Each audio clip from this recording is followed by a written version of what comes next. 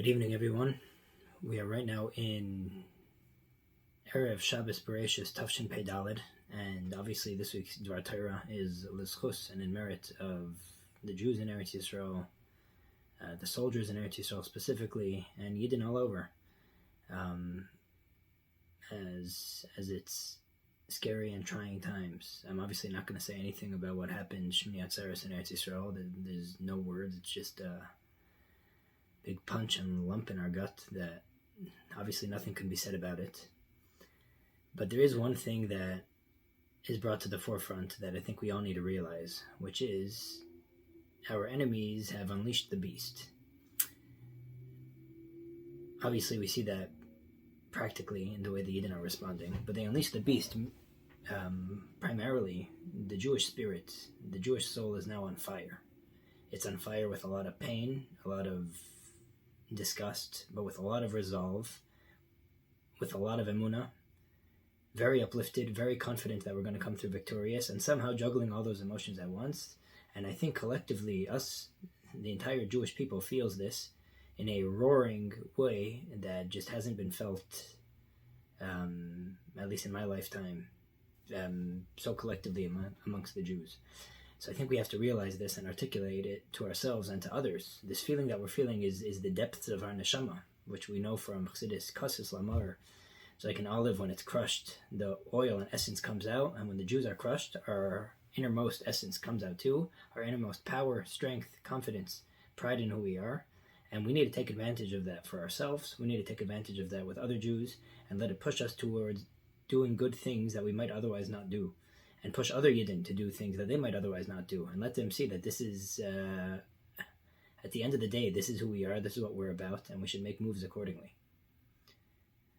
Regarding this week's Parsha is Bereishis, and I'm sure by now many know that the first Rashi on the Torah is very relevant to our situation.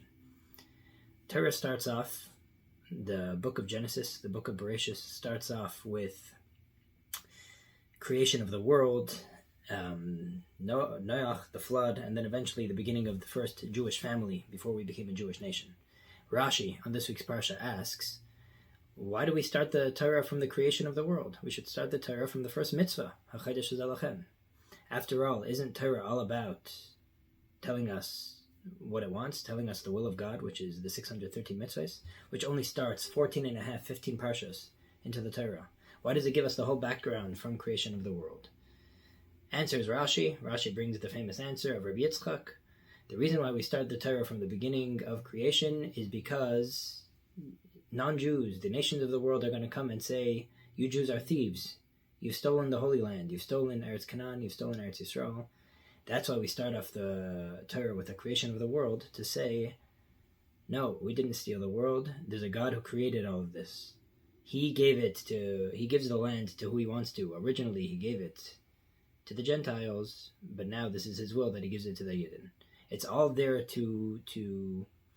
we're literally starting off the first 14 Parshas of Torah just to prove this point that Eretz Yisroel belongs to the Yidden. Now, here's the question. Why is it that non-Jews are so bothered by Jews owning Eretz Yisroel? After all, don't nations do this? Every nation right now exists and is settled because it was conquered from another nation. America was conquered.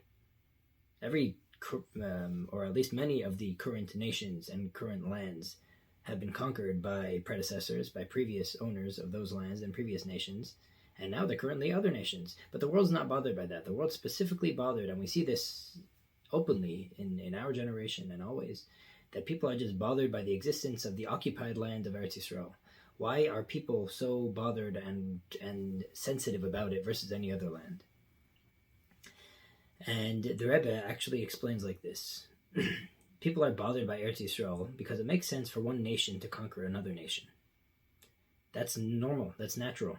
One nation overpowers another nation and absorbs its land and takes its land. What's not normal is for a religion to take a nation. Judaism, the world assumes, is a faith, a religion. They have spiritual, religious practices. That's what makes Jews Jews. Jews aren't a nation. Jews aren't of the physical world. I believe there's a medrash that says there's Yaakov and Esav, the two brothers. Esav was given this world, and Yaakov was given the next world. So the world understands that we are a religion that deals with the next world. We deal with spirituality, morality, Torah study, etc. So what does that have to do with developing a nation and developing a homeland? Land has to do with physicality. That's Esav's domain. So for one nation to steal another nation, that makes sense. But for a religion to steal a nation, for a spiritual people to make a homeland, and to therefore take that land, not from one nation to another nation, but to take that land from physical land, to make it spiritual, to make a holy land, that makes no sense. What does a land have that could become holy? The land belongs to the physicality. How can you take a land and make it yours and inject it with permanent, eternal kedusha, eternal holiness, and now it becomes a holy space? That makes no sense. That is a thievery. You're stealing from the physical world and bringing it to a spiritual domain. How didn't God set these gvulim? Didn't God say Yaakov should get the next world, Esav gets this world? That is a concept of physical, which means not spiritual. There's a concept of spiritual, which means non-physical. And you Jews are stealing from physical and bringing spiritual there, and taking spiritual and infiltrating physical. And that's what bothers the nations of the world so much. And this is why Torah starts off with Bereishis bara Elokim, to tell us, yes, there's a God who created spiritual, and he created physical, and he created a divide between them. But the same God that created a divide between physical and spiritual is the same God that wants that divide to be broken. And he created the Jew with a unique capability to be able to blend spiritual and physical. And yes, you're right, it was God's will that there be a physical land. It's also God's will that physicality become permeated by spirituality. And it's worth starting off the Torah and giving 15 Parshas in order to get this point across to the Jews confidently. So we don't need to be apologetic about it, and we could explain it to the world, and we could explain it to ourselves. In ourselves, we have the same friction sometimes. Obviously not about Israel, but about our own land. We know that we could be confident Jews in Shul. We know that we could be confident real Jews in Shul while we're studying, while we're giving tzedakah, but while we're working out. Do we wear a yarmulke? Do we wear our tzitzis? Can we hold a seamless Jewish confident identity when we're doing physical things, land-based things, not just when we're doing heaven-based things? And naturally, there's a resistance. Of course, when I go to shul, I'm going to be an open Jew. I'm going to be a proud Jew. I'm going to be a warm Jew. But catch me on the street and ask me to put on some tefillin. Oh, hold on. Now I'm at work, or now I'm at the street. I'm not in shul, or now I'm eating a meal. I could, of course, talk about advancing in my Judaism while I'm sitting there learning something. But now I'm sitting at a restaurant eating a burger. Why are we going to bring God into this conversation? Why do I need to contemplate and think that I'm eating this burger for the sake of God's will? There's resistance. That's the world's resistance to Israel, and that's the Jews' resistance to our own Israel. To our own land physicality, we hesitate to bring spirituality there, because now I'm stealing. To be spiritual, to be godly, to be Jewish in the spiritual space, that makes sense. But to be Jewish and spiritual in the physical space, that's fanatic, and that is stealing. And the answer is, it's not stealing, because the same God is the God of spirituality, and he's the same God of physicality. And he wants that this barrier that he created between spiritual and physical be broken. And he values that so much that that's how he starts the Torah. The first message that Hashem wants us to know is that this entire Torah that I'm giving you, all 613 mitzvahs, what's it all about?